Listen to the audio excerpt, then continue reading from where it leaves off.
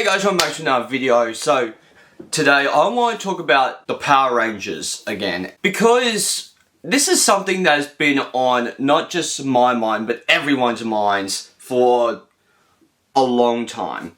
And that is, of course, we need a really good Power Rangers crossover. Crossover in the Power Rangers is either Ruru good or Ruru shit. And like, the best example I can give, the two best examples I can give for crossovers are Forever Red from Wild Force in 2000 and Dimensions in Danger from Super Ninja Steel for the 25th anniversary. And then you also have the ship ones, which like, some of it is nostalgia, but even the ship ones have good stuff in it. And that is, of course, Super Mega Force Legendary Battle. Think that there are some really good things in there. Like, there's some really good, like, Avengers Endgame type stuff in there. Like, the shot behind me is amazing. See all the Rangers. And there are some really cool fan ads online of how they improved on the Legendary Battle. And I think that there are some very cool things that they did in all those. Like, but the thing is with the Legendary Battle, the original version of the Legendary Battle, that's not in the extended cut, but even the extended cut is more extended in terms of the Super Mega Force Rangers storyline and not the Legendary Battle part of the story. Is that like, the Legendary Battle is like 10 to 15 minutes, or I mean, not even that, of actual the Rangers, of like all Legendary Rangers fighting. And they only had a few Rangers from each season come to that. And apparently I did hear from some like interviews I watched, like Austin St. John said on a paddle, and I think Blake Foster said on Power Rangers Playback that they were got a call to come back for Legendary Battle, but Blake Foster couldn't because he was having his son at the time, and Austin St. John couldn't because of the money that they were going to pay him or whatever. So they only really got JDF, Emily, Mike from Samurai. I haven't seen every season of Power Rangers, so if you say, if I don't mention someone, don't get mad at me. But they only brought a few people from each series back, and it wasn't a lot. It was like 10 across the different seasons, and the only one, Mighty Morphin, that they got back was JDF. Because he loves his fans, so he'll do it for his fans.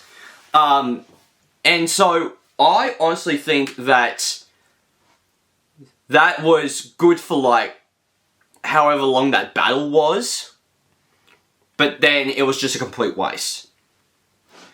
I honestly think that, and like, Great Connection was good for the most part, but the only people that they brought back was the Dino Charge Rangers, and the big one that got people to watch it was bring back Austin St. John, because he hasn't done anything since Forever Red. So that was the big pull for everyone. So I think it's one of those things where like, you watch those two crossovers, the Legendary Battle and Great Connection, and you're like, what a waste. Like, I mean, the good thing is that like, Jason Scott's a big part of the story in Great Connection, so like, you're not necessarily wasting him. And also you have things like the Dino Charge Rangers are also a big part of the story, but what comes a complete waste to me is that when you have the Mighty Morphin Rangers pop back in, and you don't see any of them, and you don't see the actors that play Dino Thunder, it's a complete waste, because you're like, where are the rest of these actors? Like, even if like the same thing turned out, but they, like, you don't see them in their civilian form. You don't see Amy Jo Johnson, you don't see David Yost, you don't see Walter Jones. You couldn't do Tui Trang. I guess that couldn't have been a way that they could have done it. But if they did in a way, because Great Connection was made way before Once and Always. If they did in a way where it took place after Once and Always, you could have easily done Mim. But they weren't casting Mim at that point.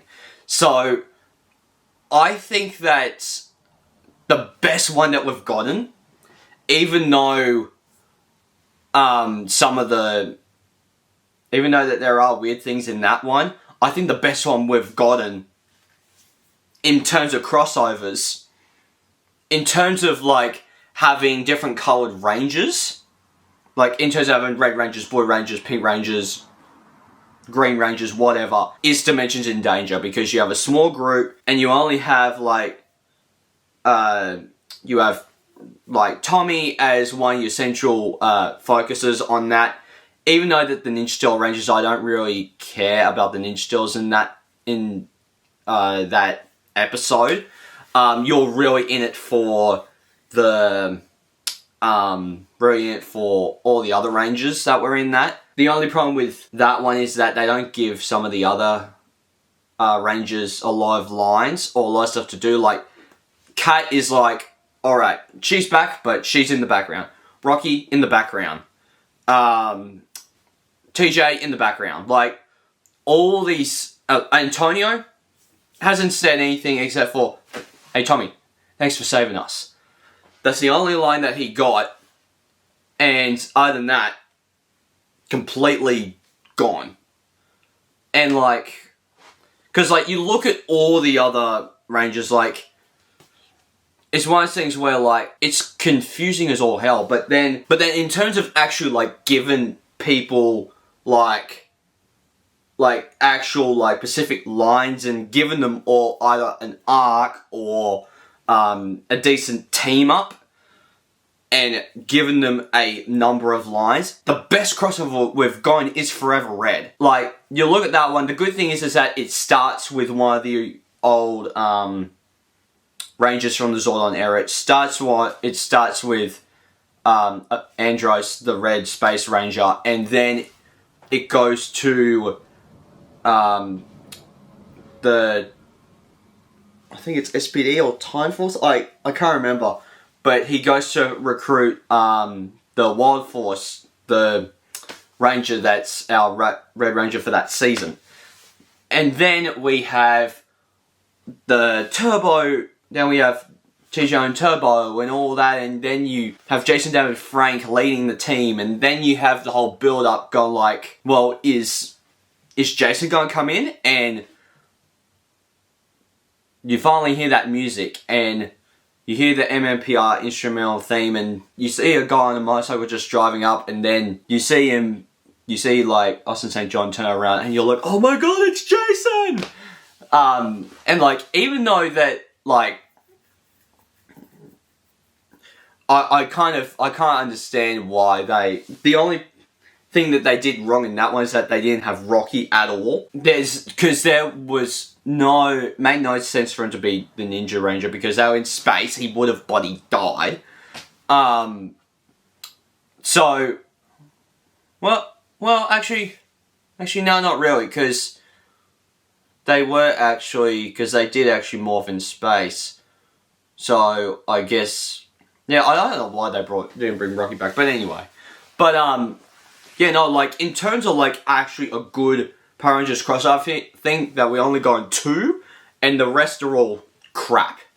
And even the crap ones, there's good stuff in there. But I feel like that we need a whole series, like, David Yost was apparently going to point out a whole series of,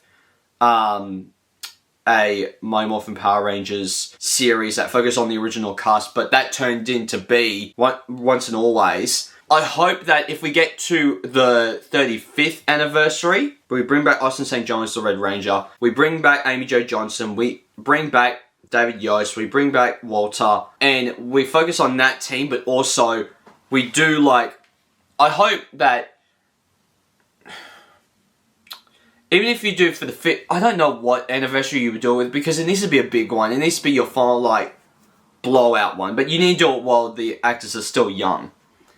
I would reckon do a Shattered Grid multiverse storyline, because if you have, like, I haven't read a lot of the Shattered Grid stuff, but I've read the first issue, and the first issue, like, jumps you right into the action where you have, like, the Mighty Morphin, the Samurai, the Zeo, the Turbo, the Lost Galaxy, the Wild Force, all the Rangers fighting in space, and we need that for the ultimate Power Rangers crossover, where all of us fans have what we want. We have an ultimate Power Rangers crossover. So I feel like that is something that we really need as fans. And I love Power Rangers, guys. I don't like seeing the Power Rangers fail. Believe me, we've had a rocky road in Power Rangers. I am going to do a review series and marathon of all the Power Rangers series, even the ones I haven't seen, like Ninja Storm and Dino Thunder and Zeo, Turbo, Lost Galaxy.